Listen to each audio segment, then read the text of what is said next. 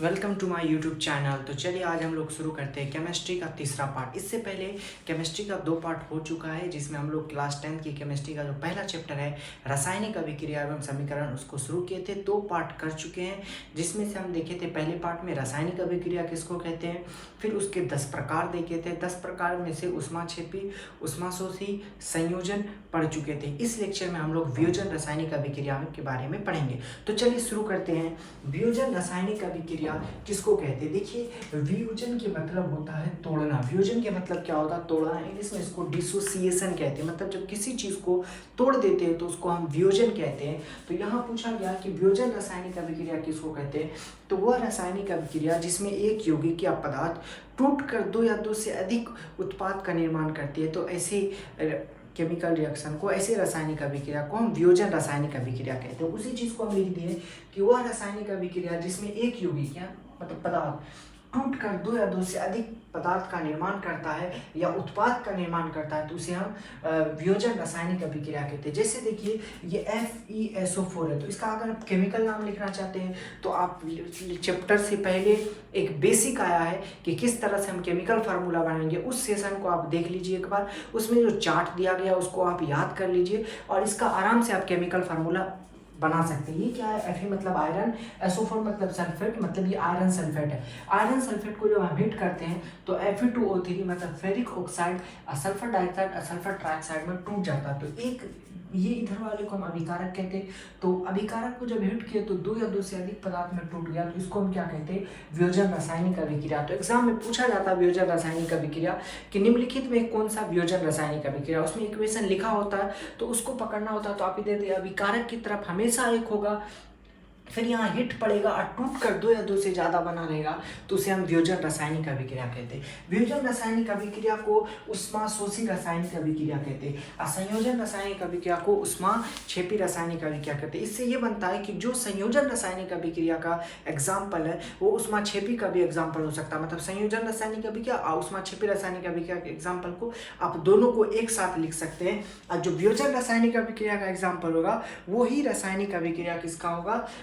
इसका भी हो सकता है ऊष्माशोषी का भी, क्योंकि वियोजन रासायनिक अभिक्रिया को ऊष्माशोषी रासायनिक अभिक्रिया भी कहा जाता है। अब वियोजन रासायनिक अभिक्रिया के 3 प्रकार होते हैं।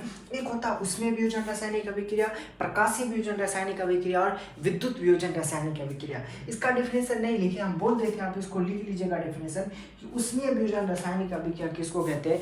कि वह रासायनिक अभिक्रिया जिसमें अभिकारक को तोड़ने के लिए ऊष्मा का प्रयोग किया जाता है। तो वह रासायनिक अभिक्रिया जिसमें अभिकारक को तोड़ने के लिए ऊष्मा का प्रयोग किया जाता है उसे उष्मीय वियोजन रासायनिक अभिक्रिया कहते हैं। जैसे CaCO3, इसका केमिकल नाम हो गया कैल्शियम कार्बोनेट। इसको संगमरमर के भी नाम से जानते हैं, इसको खड़िया के भी नाम से जानते हैं। याद रखिएगा, CaCO3 एग्जाम में बहुत बार पूछा जाता है। इसको हम संगमरमर भी कहते हैं, संगमरमर, और इसको हम खड़िया के नाम से भी जानते हैं, खड़िया के नाम से भी जानते हैं। और इसको, इसका केमिकल नाम कैल्शियम कार्बोनेट। कैल्शियम कार्बोनेट को जब हम हीट करते हैं तो CaO और CO2 बनता है, कैल्शियम ऑक्साइड और CO2। CaO क्या है? ये बिना बुझा हुआ चूना का फार्मूला है। इसी तरह से PbNO3 मतलब लेड नाइट्रेट को जब हम हीट करते हैं तो लेड ऑक्साइड और नाइट्रोजन डाइऑक्साइड और O2 बनता है। तो ये किसका है? ये वियोजन रासायनिक अभिक्रिया। इस वियोजन रासायनिक अभिक्रिया के एग्जाम्पल में ये भी आप लिख सकते हैं, लेकिन ये स्पेशल कैसा है? उसमें वियोजन रासायनिक अभिक्रिया। उसके बाद बात आती है, पहला देखिए कि वियोजन रासायनिक अभिक्रिया 3 प्रकार। उसमें वियोजन क्लियर हो गया।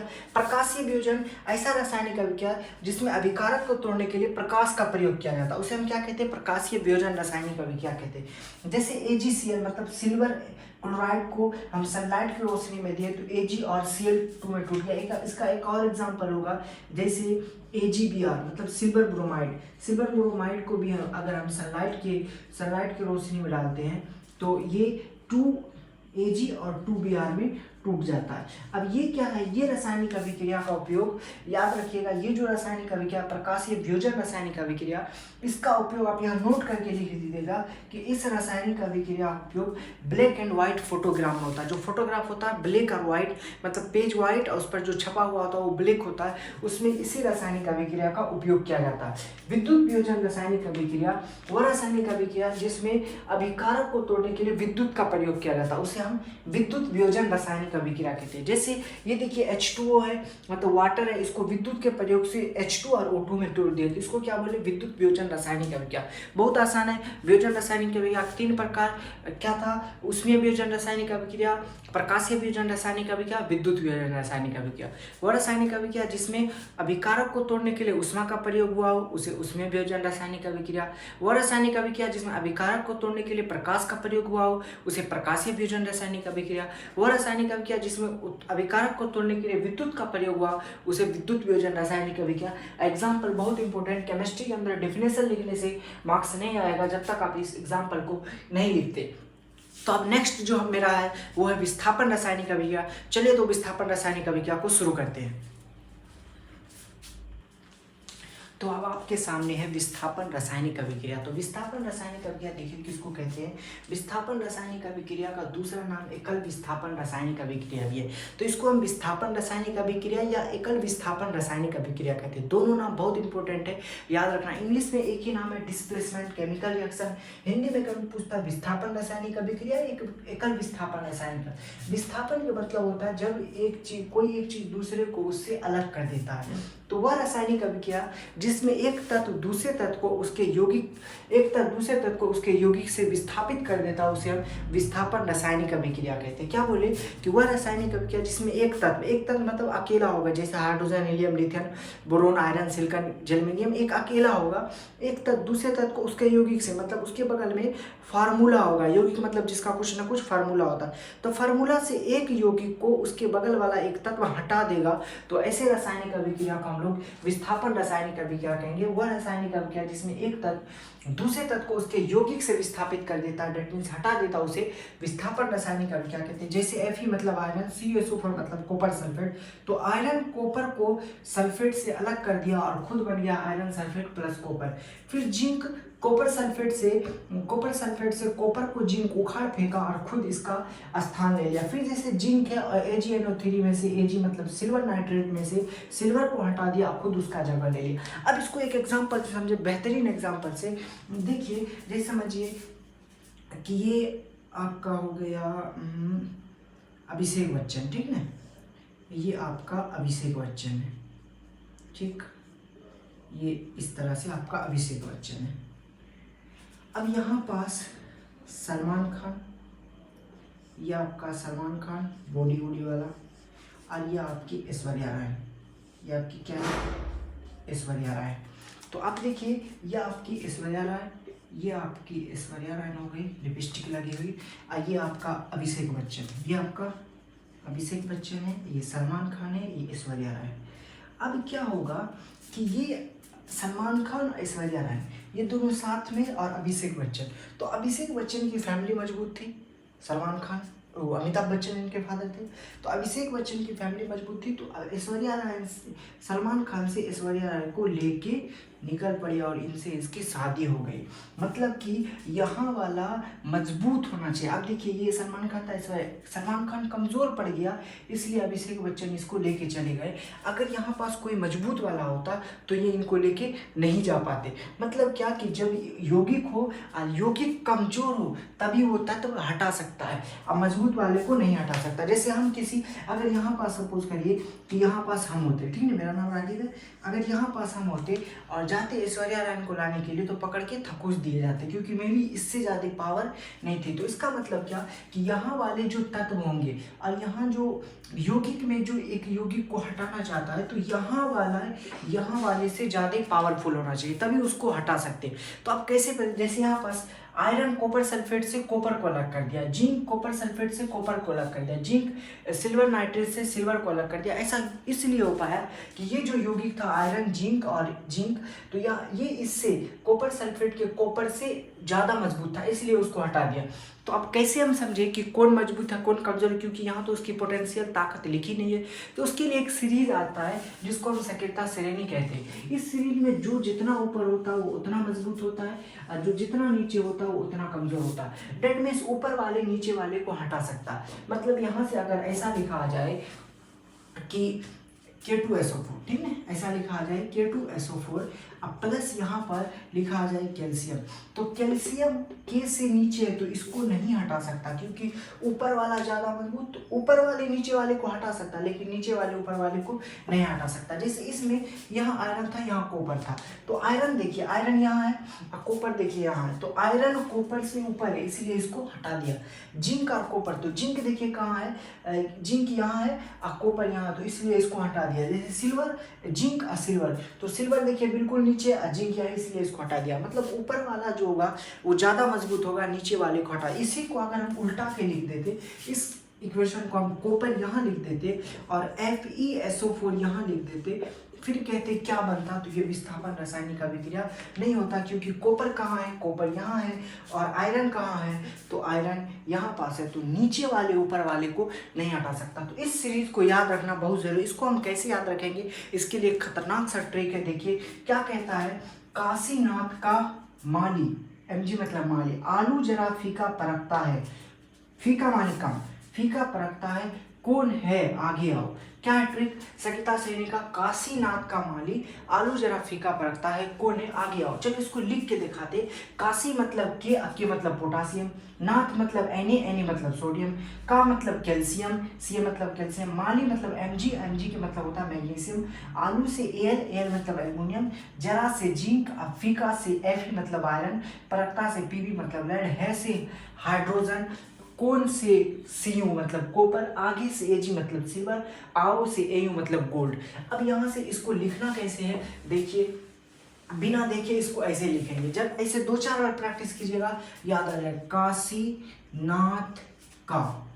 काशीनाथ का माली, काशीनाथ का माली, आलू जरा फीका परखता है, कौन है एक साथ, कौन है आगे आओ।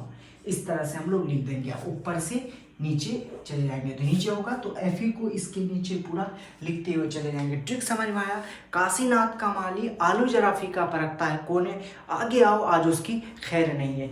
तो इसी तरह से ये विस्थापन रासायनिक अभिक्रिया हो गया। चलिए अब नेक्स्ट हम देखते हैं कि विस्थापन के बाद क्या होता है। एक बार आप रिपीट कीजिए, 10 रासायनिक अभिक्रिया के नाम बोलिए।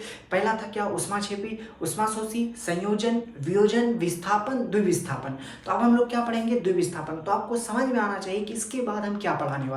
तो विस्थापन के बाद द्विविस्थापन शुरू करते हैं। तो द्विविस्थापन रासायनिक अभिक्रिया, डबल डिस्प्लेसमेंट केमिकल रिएक्शन किसको कहते हैं, द्विविस्थापन रासायनिक अभिक्रिया, या इसका जो दूसरा नाम है, निक नाम है, वो है उभय विस्थापन रासायनिक अभिक्रिया। तो कभी एग्जाम में क्या होता है कि द्विविस्थापन रासायनिक अभिक्रिया ना पूछ के उभय विस्थापन रासायनिक अभिक्रिया पूछ देते, तो इन दोनों नाम को याद रखना है। द्विविस्थापन रासायनिक अभिक्रिया या उभय विस्थापन रासायनिक अभिक्रिया वह रासायनिक अभिक्रिया जिसमें अभिकारक के आयनों का आदान प्रदान होता है। या आयन क्या है, तो आयन हम पहले ही पढ़े थे। जो इस चैप्टर को शुरू होने से पहले जो बेसिक पार्ट था केमिकल फार्मूला बनाने का, उसमें हम लोग 2 देखे थे, एक कैटायन देखे थे, एक एनायन देखे थे। मतलब एक धनायन देखे थे जिस पर प्लस चार्ज होता था, एक ऋणायन देखे थे जिस पर माइनस चार्ज होता था। तो चार्ज जो प्लस और माइनस होता है उसी को हम लोग आयन कहते हैं। तो वह रासायनिक अभिक्रिया जिसमें अभिकारक के आयनों का आदान प्रदान मतलब अदल बदल होता है उसे हम द्विविस्थापन रासायनिक अभिक्रिया कहते हैं। जैसे Na2SO4 को BaCl से कराए तो NaCl प्लस BaSO4 बन गया। K2SO4 तो Na2 का केमिकल नाम आप यहाँ लिखिएगा, ये हम नहीं लिख रहे, आप लिख सकते हैं। Na मतलब सोडियम, SO4 मतलब सल्फेट, इसका नाम सोडियम सल्फेट। बेरियम क्लोराइड तो क्या बना, सोडियम क्लोराइड और बेरियम सल्फेट बना। K2SO4 मतलब पोटेशियम सल्फेट, BaCl2 मतलब बेरियम क्लोराइड को जो आपस में रिएक्शन कराए तो पोटेशियम क्लोराइड और बेरियम सल्फेट बना। अब ये आयन का आदान प्रदान कहाँ दिख रहा, तो चलो इस रिएक्शन में हम इसको दिखाते हैं। तो चलो, तो Na2SO4 और BaCl2 से आगे कैसे बन गया, तो इसको समझिएगा। आयन का आदान प्रदान जो छुपा हुआ उसको दिखाते। देखिए आप पता है कि आपको Na का जब याद कीजिएगा ना कि Na पर कितना चार्ज होता है, तो Na+2, Na+1, सोडियम Na+1। आप याद कीजिएगा उस चार्ट को जो पहले लेक्चर में पढ़ा है। SO4 का होता है SO4-2। फिर इसको अगर तोड़िएगा तो बेरियम का Ba+2 होता है और क्लोराइड का Cl-1 होता है। अब प्लस वाले माइनस वाले के साथ मिलेगा, माइनस वाले प्लस वाले के साथ मिलेगा। तो ये Na+ इधर वाला इसके माइनस के साथ मिलेगा, इस पर भी एक चार्ज, इस पर भी एक चार्ज, तो प्लस माइनस कैंसिल क्या हो गया, NaCl हो गया। फिर देखिए बी ये प्लस वाला इसके साथ मिलेगा तो बेरियम पर भी 2 प्लस, सल्फेट पर भी 2 प्लस, तो इसका प्लस इसके साथ आ जाएगा, इसका माइनस इसके साथ जाके दोनों का डबल डबल कैंसिल, तो BaSO4 ऐसे आयन का आदान प्रदान हुआ। फिर इसमें देखते हैं कि K2SO4 में कैसे हुआ। सेम इसी तरह से के मतलब पोटासियम K+1, SO4 मतलब sulphate -2, barium Ba+2, chloride Cl -1। अब प्लस वाले को माइनस वाले के साथ करते हैं तो देखिए क्या होता है। तो क्या होगा कि ये पोटासियम K+ है तो K+ किसके साथ जाके मिलेगा, Cl के साथ, तो इसके साथ +1, अब इसके साथ में ये प्लस उसके साथ जाएगा, उसके दोनों कैंसिल हो जाएगा तो KCl। SO4 माइनस Ba+2, तो इसका माइनस इसके साथ गया, इसका प्लस इसके साथ आया, तो दोनों कैंसिल होकर क्या बन गया, BaSO4। तो आयन का आदान प्रदान ऐसे हो। आप और भी कुछ लेके आप बना सकते हैं, कुछ भी मतलब दो इधर एक पूरा का पूरा कंपाउंड ले लीजिए। जैसे हम ले लेते हैं कि MgCl2, ठीक है, मैग्नीशियम क्लोराइड, अब प्लस इधर ले लेते H2O मतलब पानी। अब इसमें ये द्विविस्थापन कैसे बनेगा, तो इसको हम बना सकते हैं आराम से कि आगे क्या बनेगा, बस चार्ट याद होना चाहिए। मैग्नीशियम का Mg+2 होगा और क्लोराइड का Cl-1 होगा। हमेशा जो पानी होता है ना H2O वाटर, वो H+ और OH- में टूटता है। अब माइनस वाला प्लस वाले के साथ जाएगा, ये देखिए इसका प्लस है और इसका माइनस है, तो इसका एक माइनस इसके साथ आ जाएगा, इसका एक प्लस उसके साथ, तो देखिए Mg इसका एक इसके साथ आ गया, इसका आयन इसके साथ नंबर के रूप में आ गया, E+2 उसके साथ चला गया तो OH का होल 2। अब इसको अगर फार्मूला बनाना चाहते हैं तो ऐसे भी बना सकते हैं, जैसे Mg+2 नीचे और OH का -1 नीचे, इसका इसके साथ गया, इसका इसके साथ गया, तो Mg1 और OH का होल 2 इस तरह से बन गया मैग्नीशियम हाइड्रोक्साइड। फिर क्या बचा आपका C और N, इसका एक इसका खत्म हो गया तो क्या बच गया HCl। ऐसा होगा तो हम लोग क्या कहेंगे, द्विविस्थापन रासायनिक अभिक्रिया या उभय विस्थापन रासायनिक अभिक्रिया। चलिए अब हम लोग नेक्स्ट लेक्चर में इसके आगे वाले पार्ट को लेकर मिलते हैं। अगर आपको क्लास 10 की पूरी केमिस्ट्री फ्री ऑफ कॉस्ट में पढ़नी है नोट के साथ, जैसे ये चैप्टर का आप क्लास में नोट बना सकते हैं, ये सबसे बेस्ट नोट होगा, लेकिन आपको फिर भी लिखा हुआ नोट चाहिए, तो जैसे इस चैप्टर का लास्ट वाला होगा आपका लेक्चर, तो उसमें आपको पूरा नोट इसके डिस्क्रिप्शन में मिल जाएगा, वो भी फ्री ऑफ कॉस्ट। तो चलिए देखते रहिए और अपने भाई को सपोर्ट कीजिए, लाइक कीजिए, सब्सक्राइब कीजिए।